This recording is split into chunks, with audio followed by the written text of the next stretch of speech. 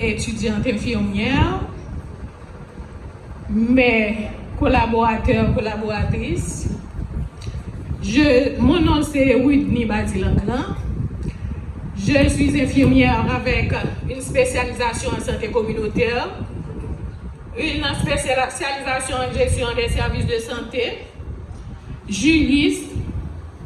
Ensuite, j'assure la coordination de programme au département sanitaire du Nord. Je suis également professeur.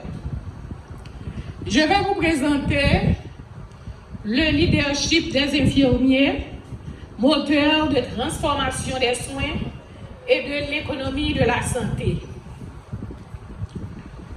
Le contenu de cette présentation, nous aurons l'objectif général, les objectifs de la présentation, les dimensions et compétences clés du leadership infirmier, les défis du leadership infirmier, importance du leadership dans l'amélioration des soins.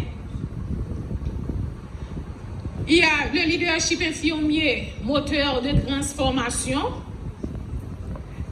des soins et performances économiques, mobilisation collective pour un changement durable. Conclusion. Comme vous le savez, chaque année, le 12 mai est consacré à la Journée internationale des infirmières. C'est pour nous une occasion unique de reconnaître et de célébrer la contribution exceptionnelle des infirmières et infirmiers dans la santé de la famille, de la communauté dans le monde entier. Cette année, nous avons ce thème, nos infirmières, notre avenir. Prendre soin des infirmières renforce l'économie. Nous demandons à l'assistance de relire avec nous parce que vous devriez participer à cette conférence. Reprenez le thème avec moi, c'est nos infirmières, notre avenir, prendre soin des infirmières renforce l'économie. Eh bien, le Conseil international des infirmières a attiré notre attention sur un fait essentiel, le rôle stratégique du leadership infirmier dans la transformation des soins et le développement.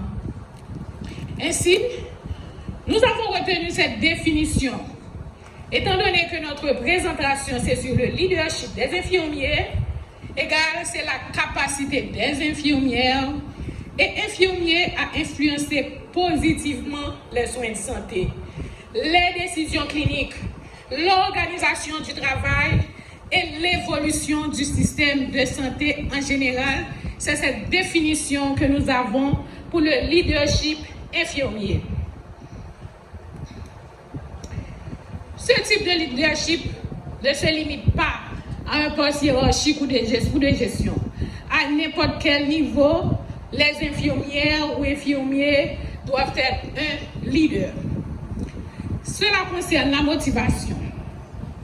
Toute infirmière doit être capable de guider, motiver, inspirer et défendre les intérêts des patients et l'équipe soignante.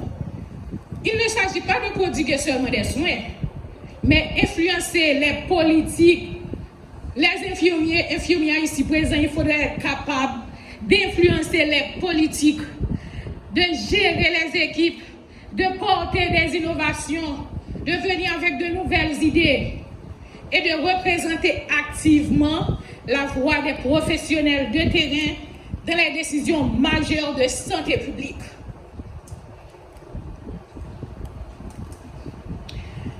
Maintenant, nous vous présentons les objectifs de cette présentation. Nous avons 4 grands objectifs. C'est définir le leadership infirmier dans ses dimensions et ses compétences. Ensuite, identifier les obstacles qui freinent son développement, disons les principaux défis. Mettre en lumière son impact concret sur l'amélioration des soins et la performance économique des systèmes de santé.